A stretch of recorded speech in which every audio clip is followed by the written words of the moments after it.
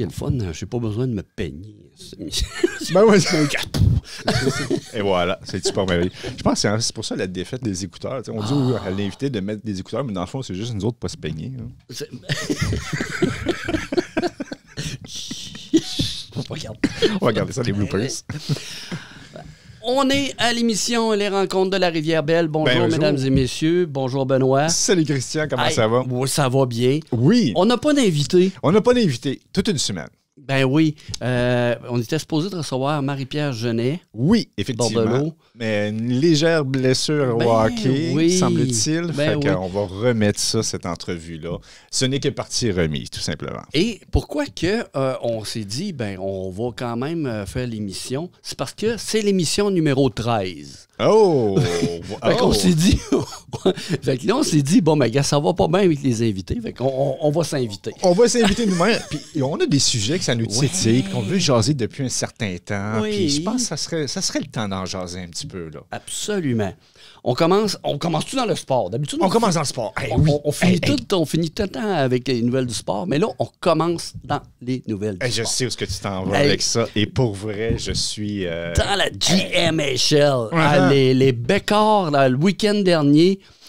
Lundi dernier. Ben, lundi, mais avant lundi, ça Avant allait lundi, pas. oui. Avant lundi, ils ont joué, ils sont allés, en tout cas, ils sont allés dans l'Ouest. Oui. Ils ont fait quand même une première partie contre les Lynx de West Nipissing. Alors, quand même, ils se sont inclinés 9-1. Oui. Première partie vendredi, ça c'était le 16 février. Le lendemain, quand même, ils ont joué contre les Spartans d'Almaguin. J'ai de la misère à le dire. Aussi, je sais pas. Almaguin. En tout cas, les Spartans, et quand même, ils ont perdu 8-5. Ouais, Un très beau match, c'était serré. Mm-hmm. Le lendemain, ben là, ils sont frottés aux Rattlers de Radford.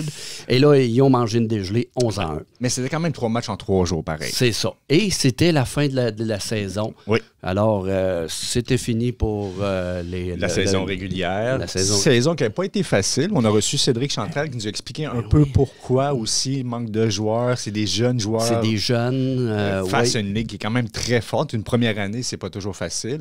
Mais week-end difficile. Sauf que... Mais quand même, on s'entend, là, écoute, après 3 victoires et 31 défaites consécutives. 31 défaites consécutives quand même. Ben, Caroline, ils ont gagné en supplémentaire le match suicide. Le match suicide, ils ont commencé les séries éliminatoires contre le Spartan, justement.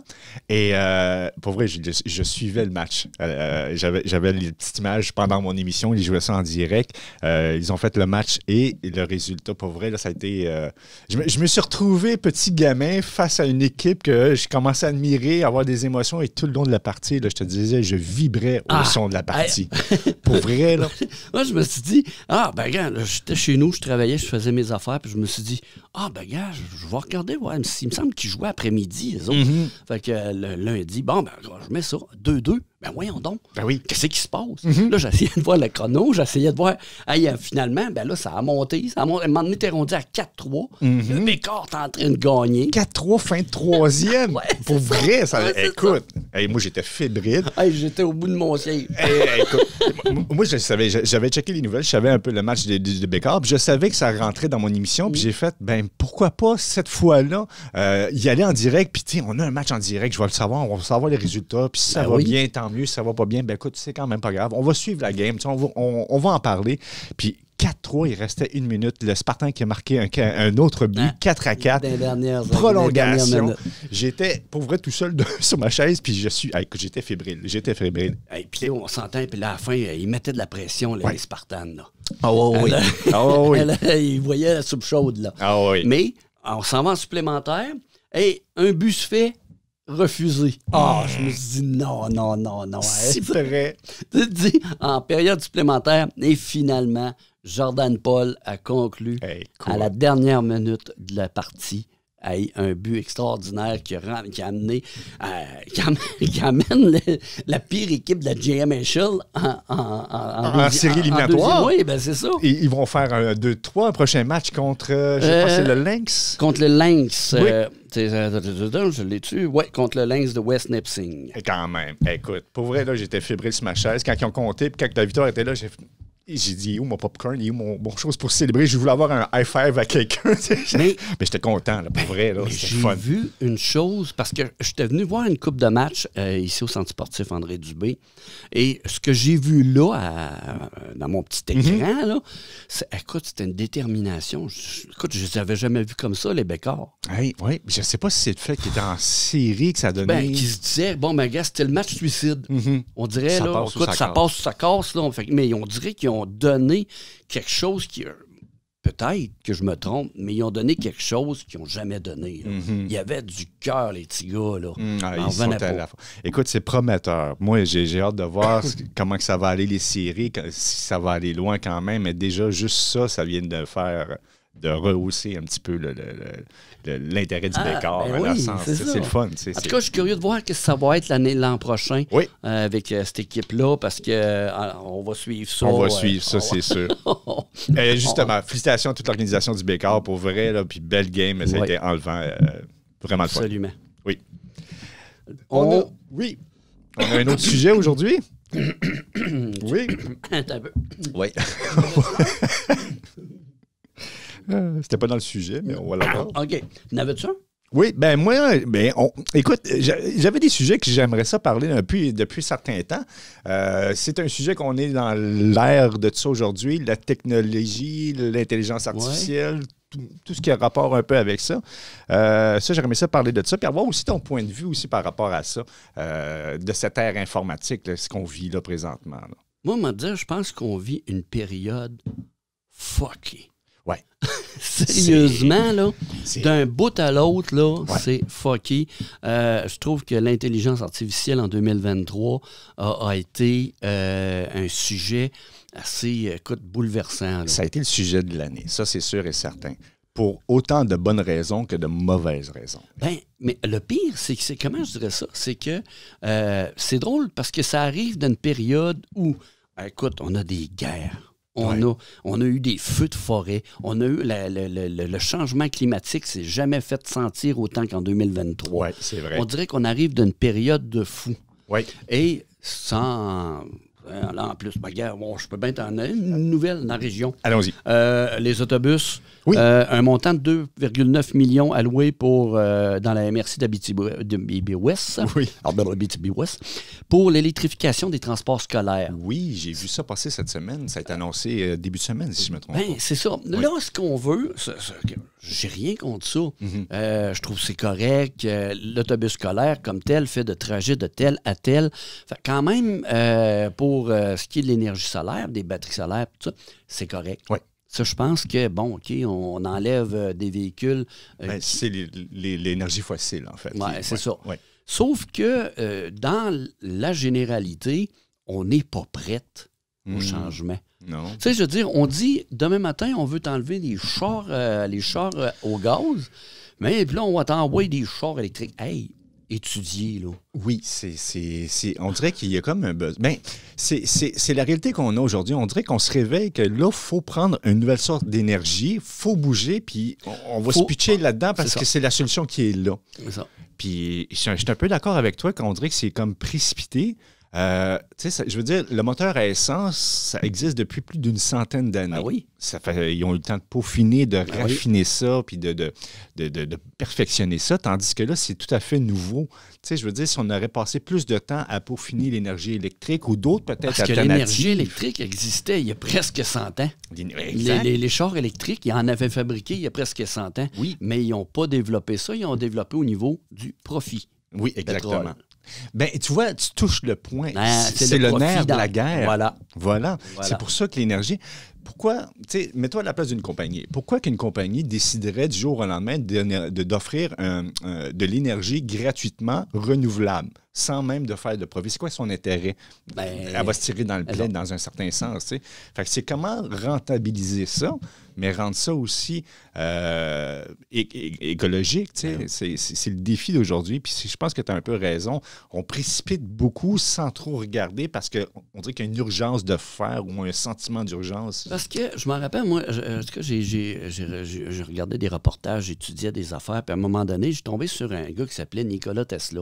Okay. Lui, ce qu'il voulait, c'est ça, une énergie libre et gratuite. Mais ça n'a pas été long que les messieurs riches l'ont planté. Ben oui. Puis là, aujourd'hui, je trouve ça un peu désolant qu'ils appellent un char électrique une Tesla. Moi, je trouve que c'est un petit peu... c'est insultant un peu. Oui, je trouve que, écoute, on se sert d'un nom qui voulait pour faire des profits. Ah, tu vois, ça fait un peu penser au Che Guevara, un peu, le même principe. Ouais. Che Guevara, qu'on voit ici sur les t-shirts, la révolution, tout ça. Mais tu sais, lui, dans le fond, c'était carrément le contraire. C'est l'anticapitaliste, c'est l'anticonformiste. Puis là, tu vends ça sur un t-shirt, c'est un peu le message contraire. Tu sais. C'est un peu le même principe de la Tesla. Tu sais. Ah oui, c'est ça. Ah oui, c'est ça. Alors, mais là-dessus, je suis d'accord avec toi. Puis là, on en revient au principe d'intelligence artificielle. Oui. Écoute, on fait... c'est vrai, comment je dirais ça? Quand on fait de quoi de bien avec ça, on s'entend-tu que c'est pas long qu'il y a quelque chose qui rembarque. Écoute, c'est ça. Écoute, là, c'est ça. Là, il parlait des pirates informatiques, là, l'intelligence artificielle. Mais là, on se sert de l'intelligence artificielle pour se battre. Là, à un moment donné, là. C'est où que ça va arrêter, là? Tu sais, il faudrait trouver d'abord l'intelligence normale, l'intelligence naturelle. Tu sais, avant l'artificielle. Est-ce que tu penses qu'elle prend le bord, justement, par rapport à l'intelligence artificielle? Carrément. Ça devient une facilité, hein? Tu sais que là, c'est pas drôle, là. Moi, c'est drôle parce que j'ai appris cette année, moi, quand ils disent on n'a pas le droit d'avoir des cellulaires dans les classes. J'ai toujours pensé, moi, on n'avait pas le droit. Ben oui, ben non. Effectivement, on avait le droit. Ben oui. Ben J'ai toujours pensé. Je me dis, ben voyons donc, ils n'ont jamais permis ça. Écoute. Ben oui, c'était des imbéciles. Des fois, des imbéciles. Là, aujourd'hui, tu essaies de les enlever. Ben non. Je pensais pas, moi, qu'un jour, on aurait dit, ben ouais, tu peux l'emmener dans ta classe. Moi, je me rappelle, dans mon temps, on n'avait pas le droit à calculatrice. Dans les imagine. examens, tu n'avais pas le droit à calculatrice. Pourquoi un cellulaire? Tu as à peu près tout là-dessus. On s'en fait à Internet, tu peux aller voir directement le livre. En tout cas. Mais ouais, tu lèves un point intéressant. Mais non, là, quand on dit, ils n'ont pas le droit d'emmener ça dans les classes, je dis à ma blonde, je pensais que c'était interdit, moi. Ouais, c'est ça. Ça a bien l'air que non. Mais tu sais, moi, j'ai toujours pensé que dans la vie, là, le cerveau, c'est un muscle. Hein, fait que plus tu le travailles, plus tu le développes, plus que tu l'améliores dans un certain sens. Fait que, tu sais, justement, l'intelligence artificielle amène vers une certaine paresse dans un certain sens. Oui. Je me casse plus la tête à faire un texte, je me casse plus la tête à calculer. J'ai vu, il y a des affaires pires que ça. Là, mais d'un autre côté, ça stimule aussi ça peut aussi stimuler un certain intellect. Ça peut aussi bien... oui. Tu sais, ça peut aussi, je pense que... Ça peut challenger, peut-être. Peut-être, là. Oui. C'est pour ça que ça, là, ça reste... C'est un nouveau monde. On est vraiment dans l'entre-deux. On commence à découvrir les possibilités que ça peut faire, mais on découvre aussi les possibilités que ça peut faire. Parce que, à un moment donné, c'est pareil comme de dire au monde, on va te priver... on va carrément te priver de tout ce qui... Un exemple, je pense que c'est des tests qui avaient été faits, puis en tout cas, mais une quarantaine, une centaine d'êtres humains, là, enlève-la complètement de la technologie, de tout ce qui existe là, au niveau... Non, il faut que tu te débrouilles là, à faire ton feu au départ. Okay. Tout. Ben, moi, te dire, on est encore des hommes de caverne. Probablement, oui. Aujourd'hui, enlève-nous nos bébelles, on est des hommes de caverne. Oui. Puis encore, les hommes de caverne étaient plus évolués que nous autres parce qu'ils savaient faire un feu avec des bâtons. Ben déjà, ils chassaient, tu sais. Il y a déjà ça de plus. Moi, je te dirais, je suis pas chasseur dans ma vie. Là. Tu me dirais, je vais essayer de me débrouiller, mais mettons qu'il me manquerait une couple de techniques de base. C'est ça, là. Mettre des collets avec des racines, puis OK. Mais ça, je dis, là, je trouve qu'on a évolué, mais d'un sens, on n'a pas évolué. Mais c'est quoi l'évolution en bout de ligne, là, si on s'en va là-dedans dans la philosophie? C'est toute la technologie, puis tout ça, ça a évolué. Parce que l'être humain comme tel... Ben, si on y va dans un contexte social, l'être humain n'a pas tant évolué ça. Je regardais ça, il y avait des discours de Socrate et Platon qui disent les jeunes chialaient contre les vieux, puis les vieux chialaient contre les jeunes. Exactement ce qu'on a aujourd'hui. Ben oui. C'est pour ça que j'ai vu un texte, justement, de... il me semble que c'est Socrate, je suis pas sûr, là. Puis il racontait de quoi? Tu dis, on ne m'a pas dit c'était Socrate, là. OK. On m'a dit, c'est un gars qui a écrit ça il n'y a pas longtemps. Non, c'est Socrate dans le temps. Là. Ah oui. Oh mon Dieu, c'est la même. C'est la même mentalité. Ça se répète. Hein? Fait que technologiquement, les moyens qu'on a, ça s'est amélioré, ça a évolué, mais l'être humain, en tant qu'être humain, est-ce que ça évolue tant que ça? C'est la question. C'est ça. Donc, on fait évoluer nos bébelles avant nous autres. Oui. C'est ça que je trouve. C'est vrai. Mais c'est plus facile d'un sens. C'est bien plus facile, voyons donc. Ben oui. Ben, c'est plus facile. C'est toujours dans le but. Moi, c'est ça que je dis, là. Chaque chose a un but, c'est de faire du profit. Ouais. Alors, c'est plate à dire, mais c'est toujours comme ça. Puis tant que ça va rester comme ça, jamais l'être humain va évoluer. Non, parce que ça je suis un peu d'accord. Le capitalisme peut amener ses bonnes choses. Ça, c'est un débat Parce que j'ai des fois avec mon frère. C'est parce qu'attention, parce qu'on peut parler au capitaliste, le communiste, puis tout ça. Oui, non, mais je parle tout pas le monde cherche les à faire faits. ouais. Oui, c'est ça. Ben, c'est le principe d'avoir des possessions, c'est le principe. Il y a un système de récompense aussi dans un sens. J'ai travaillé, je dois avoir quelque chose pour me récompenser dans un certain sens. Bon, il y a ça. Mais effectivement, est-ce qu'on a évolué dans d'autres aspects? C'est parce qu'on nous amène toujours un exemple à aller travailler, pas pour la société. Mm-hmm. On nous dit ça, mais non, c'est pour faire vivre une compagnie. Oui, dans un sens, oui. Tu sais, c'est une compagnie qui fait des milliards, mais paye le gars à 20-25$ de l'heure. Je m'excuse, il y en a un petit décalage quelque part. Oui, c'est ça. Puis, tu sais, je veux dire, est-ce que l'école, ça t'amène vraiment à amener, ou c'est vraiment, est-ce que c'est pour te montrer à travailler dans un sens? L'école, est-ce que l'école est orientée vers les entreprises, vers les... Mais oui, c'est ça. Au lieu de... Hey, on est rendu dans un autre débat carrément. Oui. Bon, il va refaire une autre émission là-dessus. Ouais. Mais parce qu'on n'est pas les sujets pendant tout ce que je m'en allais. Mais c'est intéressant, par exemple, ça, j'aime ça. Je veux juste revenir au sport. Oui. C'est parce que en janvier dernier, Loisirs et Sports Abitibi-Témiscamingue a quand même contribué à un renouvellement de beaucoup de matériel et d'équipements sportifs pour l'école secondaire La Concorde de Sainte-Terre. Okay. En tout cas, il y a eu, pour les multitudes de sports, dont le basketball, volleyball, badminton, tennis de table plutôt, et le kinball. Grâce à, entre autres, à l'achat de plusieurs nouveaux ballons, de volants, puis de raquettes, de badminton, tennis de table. Alors, quand même, ce sont plus de 180 élèves qui en profitent. Alors, c'est le fun. Loisirs, ça, c'est Loisirs et Sports Abitibi-Témiscamingue qui ont, en tout cas, je suis qu'ils ont fait une demande, d'après moi, la Concorde, puis ils ont obtenu ça. C'est quand même une bonne chose aussi. C'est ça. Puis, c'est pour ça, le kinball. Le kinball, oui. C'est pas le Omnikin, ça, c'est ça? Non, le kinball.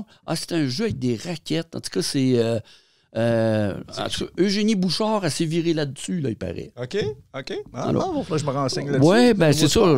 J'avais revu un peu c'était quoi, mais c'est en train de devenir bien populaire.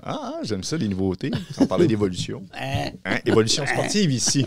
Oui. C'est pas mal. C'est une petite nouvelle locale en passant. C'est le fun. C'est une belle nouvelle. Justement, c'est un peu en paradoxe avec la technologie. On parle de choses pour faire bouger le monde, puis là, on est dans la technologie ailleurs. C'est comme deux... oui, c'est ça. On est dans deux mondes. Oui, t'avais-tu un autre... moi, je voulais parler de Tchernobyl. Tchernobyl? Ben oui. Oh boy, OK. Hey, non, mais tu sais, c'est parce qu'on parle, la fameuse... il y a 38 ans, en tout cas, on s'entend, il y a 38 ans, Tchernobyl, il y avait une explosion nucléaire dans le centrale nucléaire. Une explosion dans la centrale nucléaire. Et ça a passé au feu, ça allait pas bien, tout ça. Mais, c'était pas... parce que ça fait 38 ans de ça. Et puis, la région... alors qui a accueilli la centrale de Tchernobyl, a été vidée de ses habitants. Ça, il n'y a plus personne qui vit là. Sauf que les animaux, il y a eu des chiens errants puis des animaux sauvages, eux autres, ils prospèrent là-bas. Là. Ils prospèrent? Ben oui. T'sais, même les plantes, ça pousse, tout ça, malgré qu'il y ait un haut taux de radioactivité. Alors, quand même. Prospère, est-ce que ça continue? Je veux dire, les animaux sont... Il y a une équipe de l'université américaine de Princeton qui a étudié les loups de Tchernobyl. Okay. S'est aperçu que les animaux avaient muté. Et qu'en faisant ça, ils seraient devenus résistants à un risque accru de cancer. On s'entend, ils ne sont pas devenus des loups-garous. Là. C'est une image qu'on a. Mais ça. Attends un peu. Là, écoute, c'est bizarre parce que c'est comme l'effet contraire qu'on aurait pensé. La radioactivité, il me semble que, on va pogner des maladies. C'est plus cancérigène. Mais c'est le contraire. Oui, c'est le contraire. Les animaux prolifèrent là, puis ils sont en train de développer un nouveau système immunitaire. Je ne sais pas trop. Tu es en train de me dire que l'explosion nucléaire, ça serait une bonne chose. Non! Mais c'est comme, comment je dirais ça? C'est dans, je sais pas, là, dans une théorie. Écoute, mettons l'effet de masse, mettons 90%, une maladie arrive, 90% de la population tombe, les 10% qui restent résistent à cette maladie-là et développent un anticorps. Alors, c'est peut-être ça, là, c'est quelque chose de même. Là.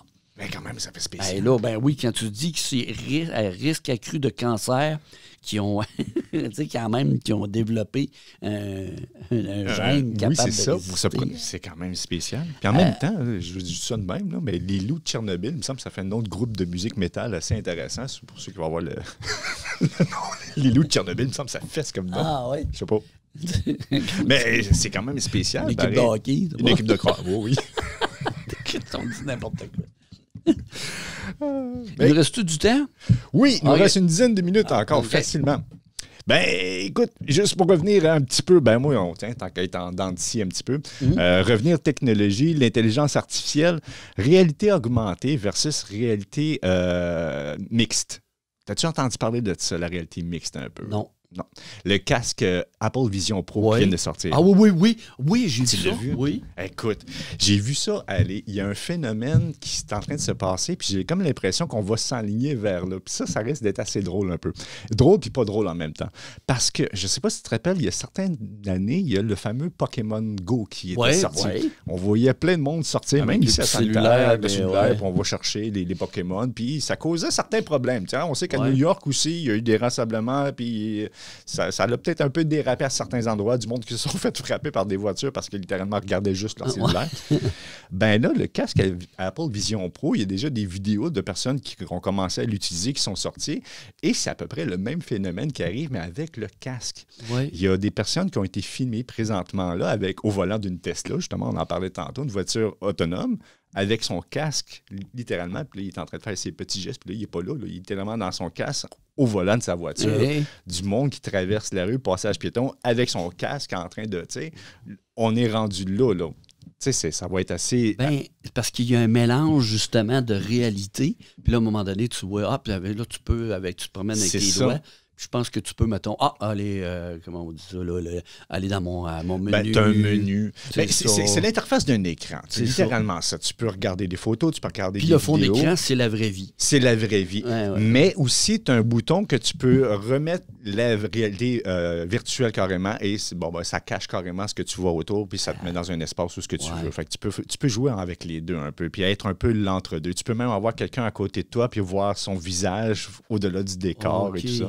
Donc, tu pourrais te ramasser à un moment donné dans plein d'un film. Là. Ben oui, c'est ça. Eh ben, peut-être aussi, tu sais, ça va peut-être être ça l'avenir de tout ça. Fait que c'est des affaires que je trouve le fun. Tu sais, je te disais, dans toute la technologie, il y a des affaires positives, des affaires négatives. Ça, c'est dans le positif. Tu sais, on pourrait être vraiment dans le film ou peut-être dans un jeu vidéo. Tu sais, on a la réalité augmentée, virtuelle. Mais là, le film aussi, ça pourrait être intéressant. Mais là, le côté négatif, ben, c'est ça. Tu sais, on n'est plus connecté avec le réel dans un certain sens. Tu sais, déjà, je voyais le monde dans la vie avec son cellulaire. Puis, on chiale que on est tous sur notre cellulaire, on est à la table au souper. Mais là, imaginez, on va être chacun dans notre bulle avec ça. Là, fait que c'est comme le contre-coup qui m'inquiète un peu par rapport à ça. Là. Yeah, ouais, je comprends. Mais écoute, on nous amène dans une société où on veut s'évader. Oui, constamment.